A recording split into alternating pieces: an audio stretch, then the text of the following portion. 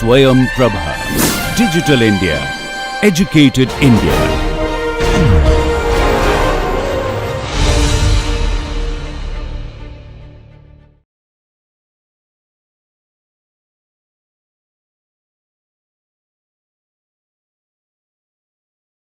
Okay, so we're not going to look at money, we're not going to look at economics. I cannot even balance my checkbook. So I usually just accept there will be plus and minus from what I think it should have.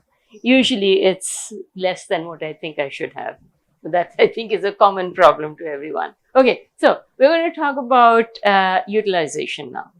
Geologic utilization, that's what I do. And so I have good news for you. We are nearing the end. We have 2 more days to go. So you have 2 more days to listen to me. I apologize, but bear with me. So we'll discuss a little bit about CO2 EOR and carbon dioxide CBM, enhanced CBM, coal bed methane. And then tomorrow, I want to discuss a little bit about emissions control if we are doing CO2 EOR. One thing which was very interesting for me was about 5 years ago, 5 years? More than 5, maybe 7 years ago, I was visiting with the DGH and we were discussing CCS, and DGH was very clear. India cannot afford to do CCS. This was about 5 years ago. There is no policy, there is no interest from the government side to do CCS.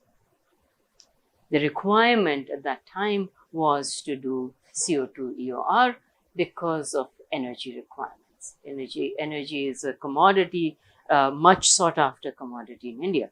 And so that part has changed dramatically, with India being one of the more aggressive countries promoting CCS. And that has brought about a very interesting change. What we will look at here is to examine emissions control and the promise of emissions control or lack thereof with CO2 EOR. How much are we really getting control there, and how much are we adding to total overall emissions? So that's what we will examine going forward. So let's look at CO2 CBM. How does that really work? Just to bring us all in the same perspective, this is what a microstructure of coal looks like to an acoustic wave, to a sound wave. These are acoustic scans. This is about 40. This is 40 millimeters. And so it's fairly 4 centimeter size specimen. These are typically cleats. These are permeable pathways like fractures. Fractures in coal are called cleats. Coal typically has face cleats and butt cleats, and those connect up. All of this part, the matrix of coal, consists of bright and dull layers. These are very, very interesting nanoporous regions. So what we exploit here is that there is very large connectivity through these cleats here, and there is a very large receptor for various gases, for various adsorbent. Now, the governing factor for these is the following. We have permeability in coal that is governed by cleats. Now, the cleats transport gas molecules, and these gas molecules diffuse. They diffuse into the matrix, and these gases are tightly adsorbed in microporous regions. There is no incentive to release these gases unless you reduce the partial pressure. Okay, so that's the first part. So coal microporous region automatically has adsorbed gas in it. Most of it is physisorbed, and these can be 25 cubic meters of gas. This is at 1 atmosphere and 0 degrees centigrade per ton of coal for methane. So this is the amount of gas that we're looking at that is adsorbed into coal, into 1 ton of coal. So this is a fairly large amount. The amount of absorption depends on the maturity of coal. So coal has different types of maturity. The most immature is this brown coal, lignite. As you increase maturity, you increase the amount of cleats, it becomes more breakable. You have more bright layers in coal, and all the way up to anthracite, which is the hardest, most mature, most brittle type of coal. As you increase the maturity of coal, the amount of absorbed gas, the capacity to adsorb gas reduces. So if you have carbon dioxide, and the affinity of coal to various gases is different. There is a much larger affinity for carbon dioxide than for methane. And that depends also on the coal maturity. So the carbon dioxide to methane ratio is about 1. So it's really equally absorptive. But if you take immature coals, brown coals, your lignites, there is a difference of 10 times more affinity for carbon dioxide as compared to methane. And that's what we really try to exploit. So the injected gas, carbon dioxide injected into the coal, flows through the cleat system, and it's adsorbed into the cleat system and diffuses through the microporous region and releases carbon methane in the process. And that's really what we try to exploit. So we produce this released methane. Now, some of the things that we really don't understand is, we know as we put carbon dioxide into coal, it swells. There is a fair amount of swelling. There have been reports of plasticizing the coal, which makes a problem for any facility that might be existing. So the geomechanics of these desorption processes really are poorly understood. There have been successful projects that have exploited this with the Alberta Basin in Canada and so on. If you do CO2 ECBM, you get about 90% more produced gas of the total amount that's available. If you do pressure depletion alone, if you reduce pressure and promote desorption of methane, you get only 50% of the gas available. So there is a much higher recovery rate that you can get by using carbon dioxide.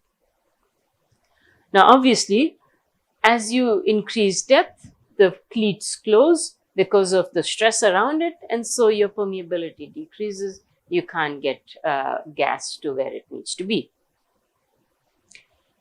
Most of the wells that are producing coal bed methane are less than 1,000 meters deep, which makes it a bit of a challenge because you do not want that coal to be dug up at some point and have the carbon dioxide released to the atmosphere.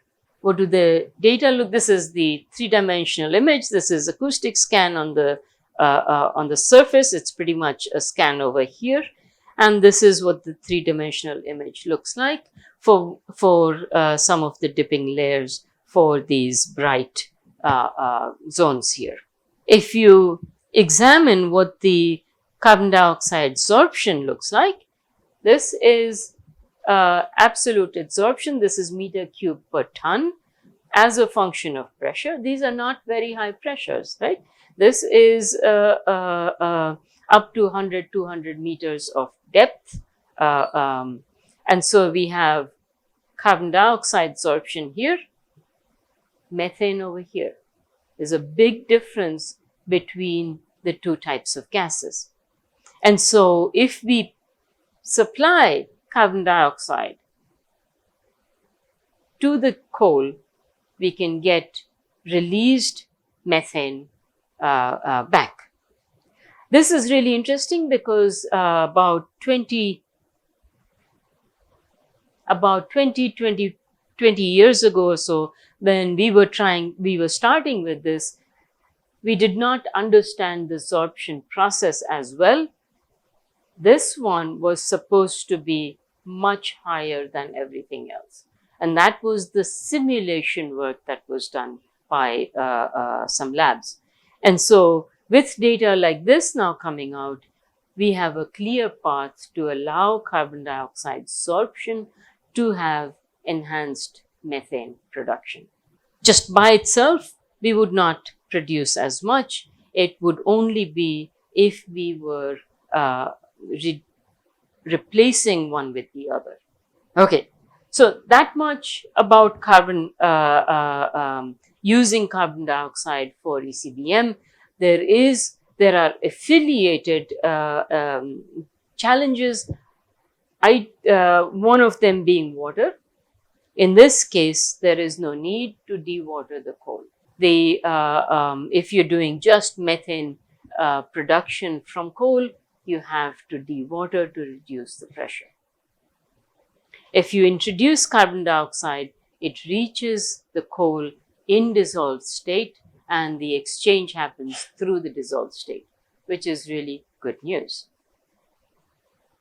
I do not know how many ECBM projects are happening in India. I don't think there are. There's one through NGRI, right? You guys are doing something? SR is doing something. Okay.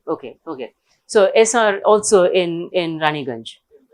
Yeah, but I don't know how far ONGC got. I think they're going to start. Yes. So they have not started yet.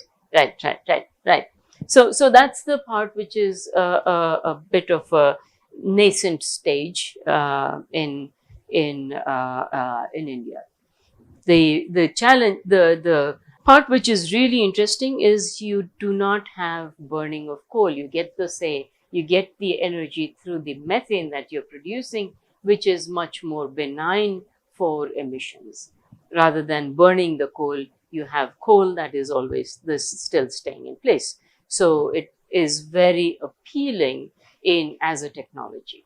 At the moment, in most coal producing regions, this methane, which is co-produced when they are doing mining, is just released to the atmosphere.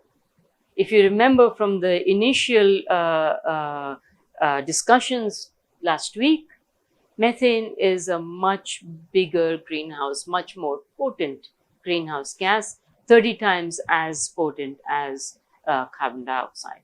And so if we are reducing methane from coal that is being produced today and released to the atmosphere or flared, it has a dual purpose. One, reducing burning of coal. Second one, reducing the methane that is co-produced with coal to be released to the atmosphere. I do not know, and this is something which would be very interesting to have economics done on this part, to say if you replace, if you remember the last lecture, the big contribution to India's energy with coal, if you were to replace part of it with methane, how much of a difference would it make both to the economy of the energy production as well as the emissions control that you would get as a byproduct, right? Okay, so Let's talk about CO2 EOR, and that's carbon dioxide for enhanced oil recovery. The process is very simple, kind of. We have a production well over here. This is the separations facility out here and tanks that are accumulating tanks. And we have an injection well over here. In an idealized world, we will inject carbon dioxide, water, carbon dioxide, water. So this is what is known as a WAG, water alternating gas.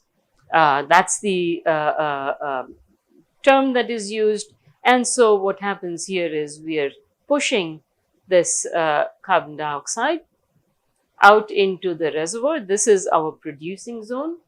As we go into this producing zone, we hit the zone of where the oil is.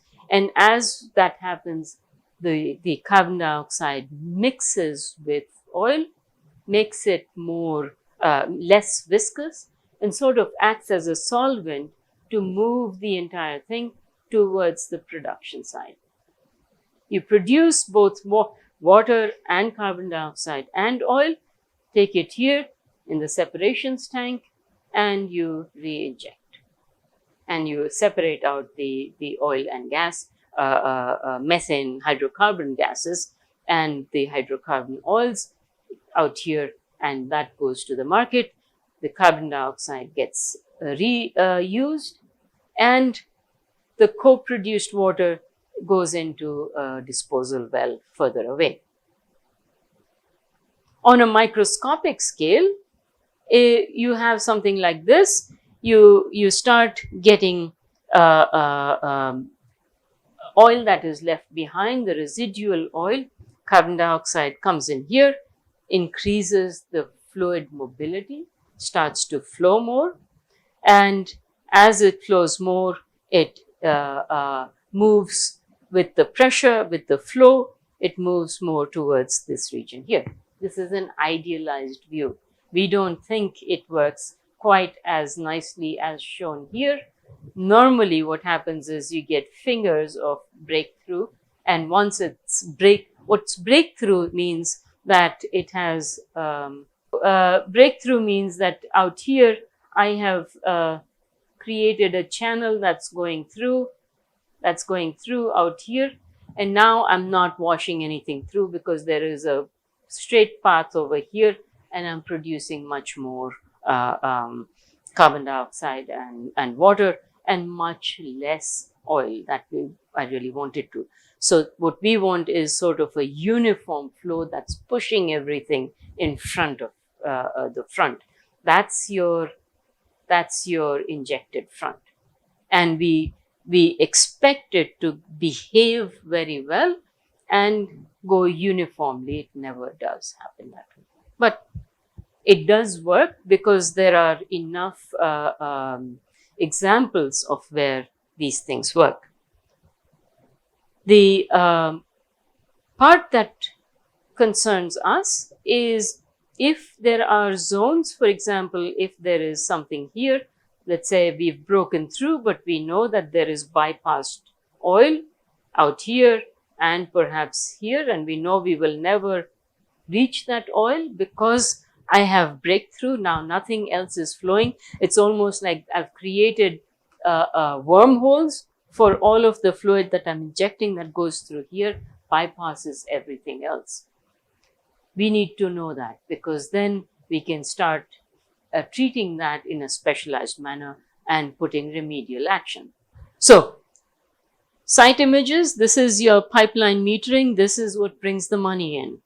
Here's a typical pump jack. This is where production happens. These things move up and down, create suction. If you remember, for those of you who've grown up in a village where you have a pump for getting water out of the ground, this is very similar to that. This pump jack moves up and down. As it moves up and down, when it moves up, it creates suction in the well. Oil flows in. As it moves down, it pushes the oil out into the production side, and that gets pulled out. So that's your typical pump jack. Injection looks like this. There is really nothing happening here. All that's happening is the oil is, the carbon dioxide is supplied out here. You have blowout preventers and pressure measurement things here, and it's injected at some depth out here to flow into my reservoir. So that's sort of what the operations look like. There is usually no one sitting here. There is nothing here. These sensors that are contained here, this is your control board. All your sensors are out here from here. That feeds into the control board that communicates via satellite or some other technology to your station that's controlling everything. Power is supplied in this case with the solar panel. So maybe once a month someone goes in here or they go in there if servicing is needed. Otherwise, this is pretty much an open operation. This again, same thing, really does not require much babysitting. We have a couple of projects that we can look at. This is the Insala project in Algeria. There were 3 companies that got together, BP, 2 others, I'm forgetting their name. They had a gas production well. They produced gas over here, took it to the processing facility. In the processing facility, the product was stripped of carbon dioxide. That carbon dioxide was sent to the injection site. That injection site delivered carbon dioxide down dip and allowed pressure to build up for this gas to be produced. The formation had sandstones on the top, a thick interval of mudstones. This is the seal, and the structure was a very simple anticline. That means there is a bed that is sort of has two arms, and it is tilted up like this here, which means your gravitative separation has allowed a gas cap to be built, and that is what is being produced. Over here, this is your gas-water contact. That's the separation due to gravity difference, density difference here. And so the carbon dioxide that was injected was in the water phase. And the injection was 1.2 million tons per year down dip from gas-water contact. So that was sort of the operation here. And it was necessary because the produced gas had about 10% carbon dioxide. And that is a very large amount. So the process of doing this storage also allowed pressure to be maintained for this gas production. Now, the observations from the injection were very interesting. This has since been abandoned, mainly because there was satellite imaging. So this was the original surface of the Earth, and through satellite imaging, there was uplift in the area, and that gave cause to concern. Note, there has not been any leakage, nothing has escaped. But this amount of strain that was expected in the reservoir zone was not expected to propagate up to the surface.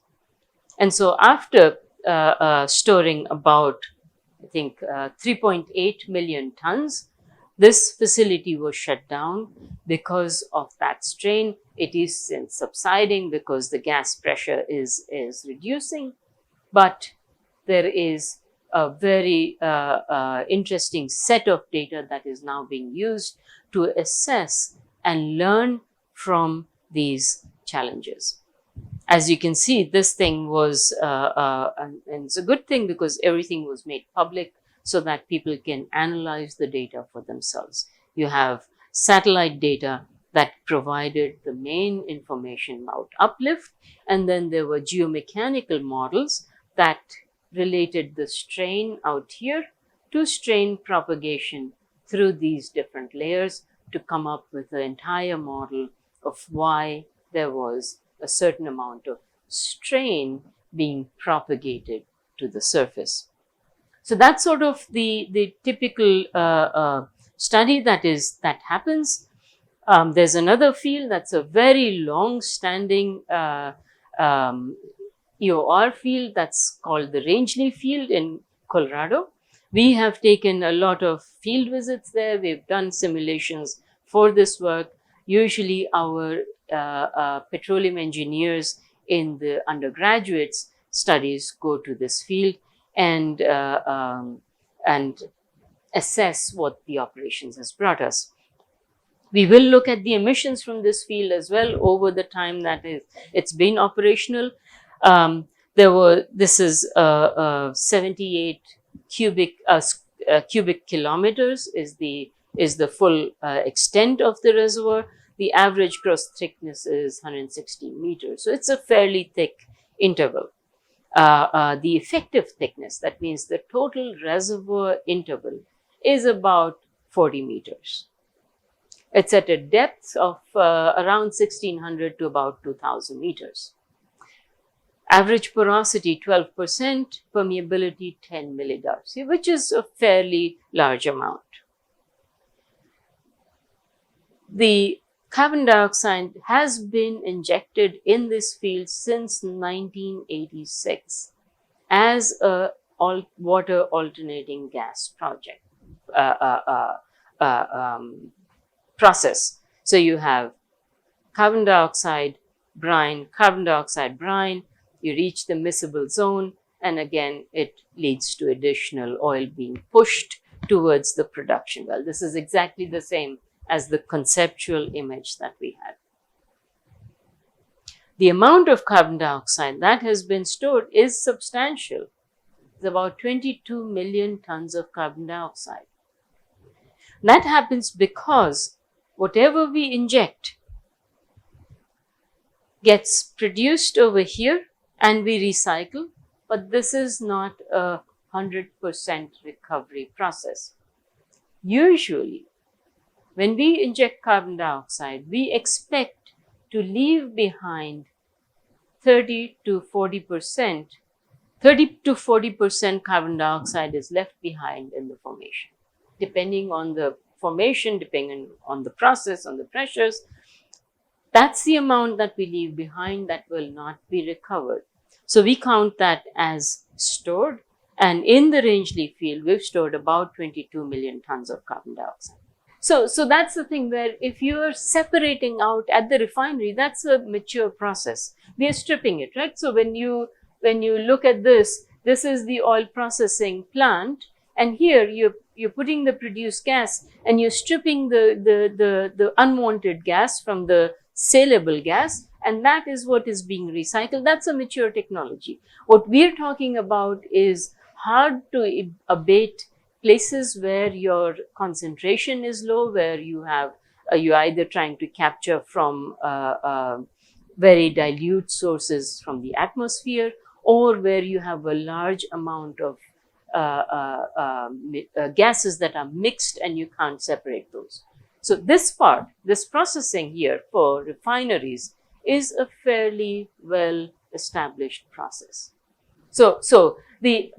But you're very right to ask that question, and I think we will look at that when we examine emissions, because some of these operations happen with geologic carbon dioxide, which means that there is carbon dioxide that is present in some formations, and we're producing that from here, injecting it there, which means there is no emissions control, right? So as long as we are putting carbon dioxide that is coming from a source that would normally have been released to the atmosphere, then we are contributing to emissions control. If we are bringing carbon dioxide from a geologic source, which means it was sitting happily in the subsurface, was not coming out, and we put a pipeline in and we produce the carbon dioxide to re-inject, then we're not doing anything for emissions. It's purely an oil production.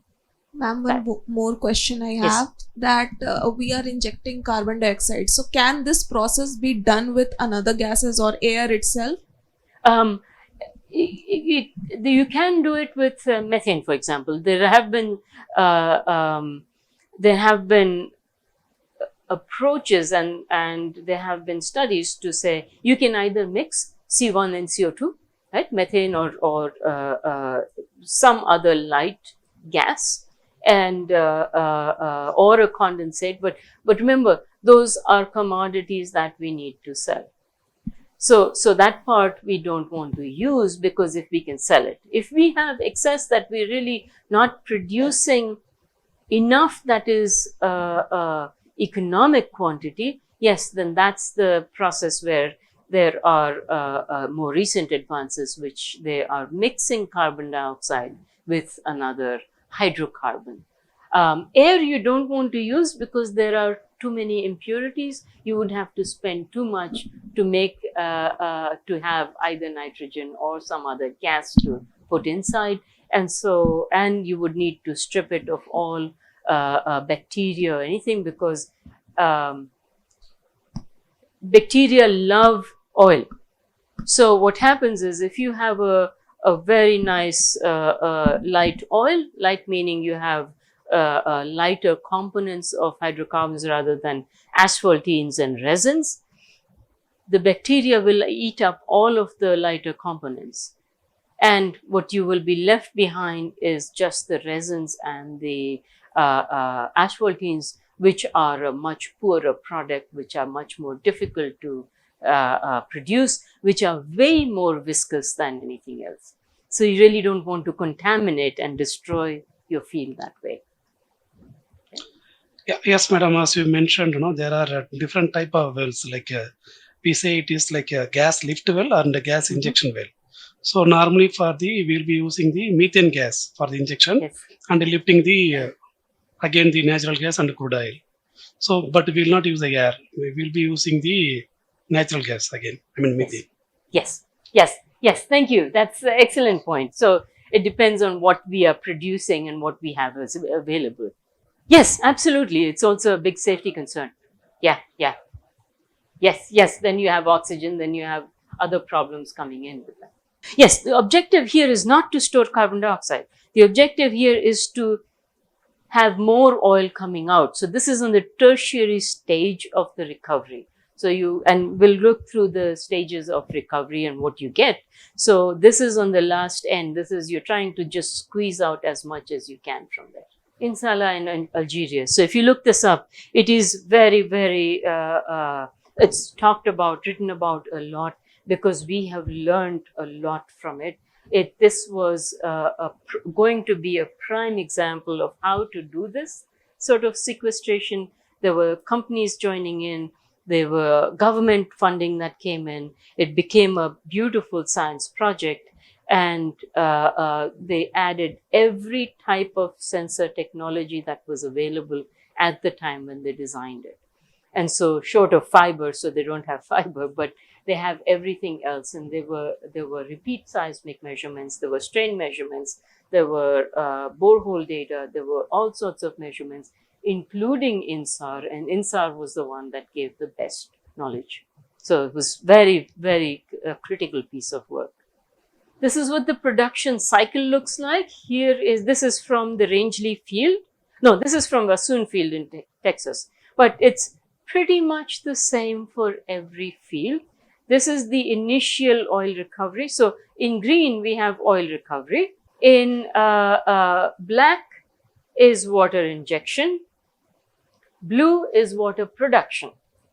And then red is carbon dioxide injection. So if you look at the oil production, you have very large production in oil. It's being produced. It's producing quite a lot. And after some time, it starts to decline. As it starts to decline over here, the company decides, well, we want really more oil. So they start injecting water. And water sort of drives the pressure. It doesn't act as a solvent. It just works to increase the pressure. As they put the water injection, that's what we call as secondary stage. Now, together with that, oil production increases. However, you have an additional problem that comes in. If you're injecting water, you have also higher water production. At some point, water production is very large and your oil production starts to decline. As you have that, then you start injecting carbon dioxide. So when you start injecting carbon dioxide, instead of this projected path, you start seeing a sustained recovery of oil. And that's a very typical sequence of production from a primary to a secondary stage, and if you're using carbon dioxide, to a tertiary stage. The amount of excess oil produced is over here in the green area. That's the amount that is produced. And if we say that we started this in somewhere out here, we've produced about 120 million barrels of additional oil through 2008, starting from here. Right? So that's a substantial amount of production. So that's why CO2 EOR seems very appealing. This is also the largest in-place CO2 EOR project, at least at the time of this article.